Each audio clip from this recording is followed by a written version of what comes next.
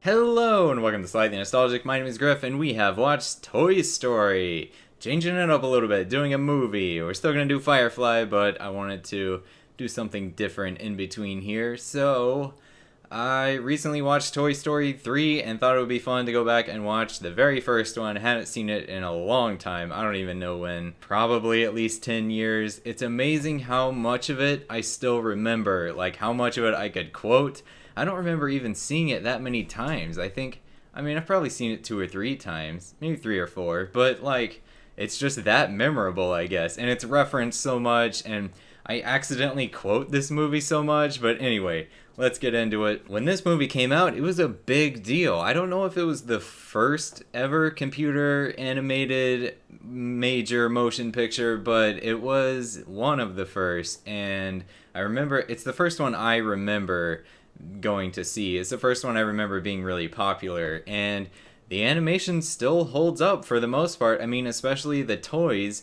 The humans don't look as good as they do in newer movies, but it's not bad.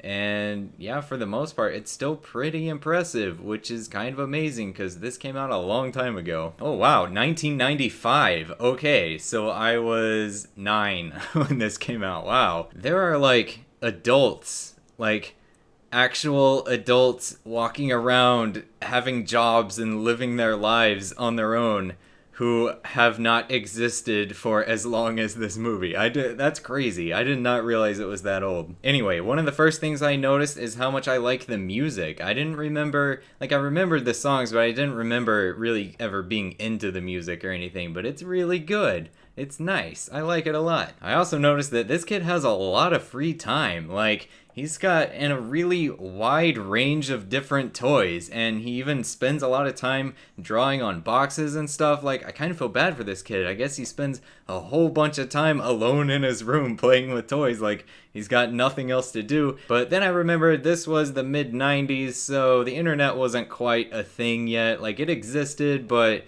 kids certainly weren't spending a whole bunch of time on the internet, and I don't know, I guess that's how we spent our time. I don't remember. It's also a little bit weird that he shares a room with his sister who's a toddler, which, I mean, that's a crappy deal for him, but they are moving, so that's probably why they're moving. By the way, we haven't even gotten through the opening credits yet in my notes here, but I forgot that Joss Whedon wrote this, or at least wrote part of it. When I was trying to get away from Firefly a little bit, do something totally different, and ended up doing something created, at least in part, by the same dude. So, oops.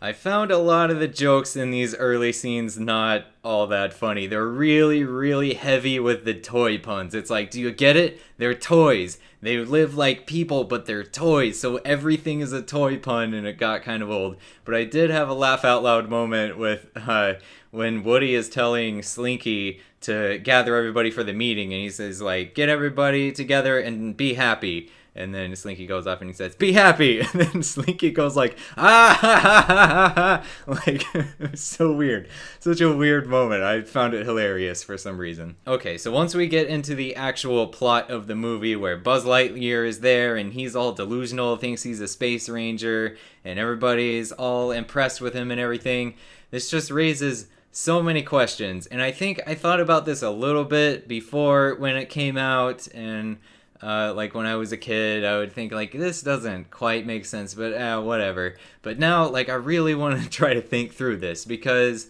okay, so first of all, why is Buzz so delusional at first anyway? Why does he think he's a space ranger? This doesn't seem to be the case for all the toys, or they would have made a bigger deal out of, like, they would have said, okay, now remember, he's gonna think he's a real space ranger and we've got to talk him out of it and explain to him what's going on.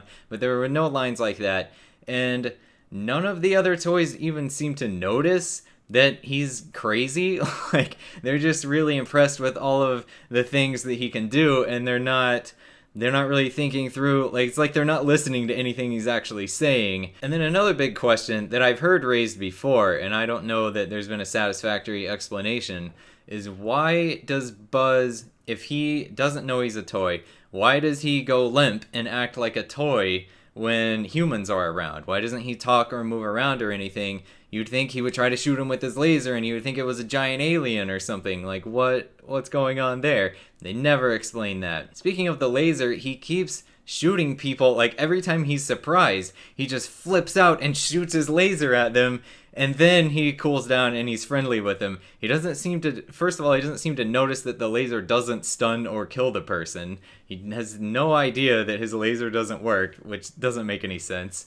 And also, why is he so trigger happy? Why is he like shooting first, but then backing off and being like, oh, okay, well, they're peaceful, it's fine. But anyway, enough about Buzz. Let's talk about some of the other characters. Mr. Potato Head, a total jerk. I do not remember him being like that. I don't think he's like that in the other movies at all, but he also has a wife in those movies, so maybe his character just kind of changes. Maybe she's a really good influence on him. And here, he's just like sarcastic and rude for no reason all the time. He's really hostile to Woody a lot of the time. It's just, I found him downright unlikable. He was funny sometimes, but I didn't really like him. Woody is also a little bit obnoxious in the beginning, but this is on purpose, I think, to show his character growth later. He's just he takes it for granted that he's on top, he's the favorite toy, everybody looks up to him, he's just really cocky about it. But I did feel really bad for him in that montage where all of the cowboy stuff is being replaced by Buzz Lightyear stuff, and when he eventually loses his place on the bed and has to sleep in the toy box with the common toys, and for some reason Andy is snuggling up to Buzz, who's hard plastic, which doesn't seem very comfortable. And also, again, why is Buzz just going along with this? But whatever. I actually forgot that it was Woody's fault that Buzz got lost in the first place, that he got knocked out the window. I didn't remember how that ended up happening, how they got separated. But yeah, Woody was maliciously trying to push Buzz behind the bed, which is like, man, that's not cool. What are you doing? So really, the main plot of this movie is Woody kind of just being taken down a few pegs and realizing that it's okay if you're not the favorite, even though he's kind of the co-favorite by the end of it. I never really looked too much into the character development side of this movie, so that was cool to come back and see this as an adult and see what they were doing there. It's a nice story. Alright, so let's talk about Sid now. This kid, he's the villain basically of the story, and when you know that the toys are real people, basically it's pretty horrific what he's doing to them, tearing them apart, making Frankenstein monsters, blowing them up with firecrackers and everything. It's horrifying. But, I mean, if you really look at this like it was a real world kid, this kid, his parents are terrible. They do nothing about the older brother constantly stealing the younger sister's toys and destroying them. We see all of her toys are headless because he's just terrorizing her this way. And parents apparently don't do anything about it. And things certainly don't get any better for him by the end of the movie because he's just witnessed all of his toys coming to life and threatening him, and now he's afraid of all toys, but no one's gonna believe him, so now he's gonna have all these other issues on top of the bad parenting, and this kid, I just feel very bad for him. Speaking of that whole thing with Sid and the toys, before they start the threatening and the creepiness, the plan to get out is actually pretty genius. Like, I'm impressed that the writers could think of all of that stuff. It makes Woody look like this really brilliant strategist. Like, no wonder he's the leader everybody looks up to. It's kind of cool. The fishing pole legs thing lowers down the ducky, and he makes sure the coast is clear, and hits the doorbell, and then the frog gets the dog to chase it out the door, and then the Molly comes to answer the door, and the dog goes outside. And then they close the door. I guess the whole thing counted on Molly not noticing that the dog went outside, but okay, whatever.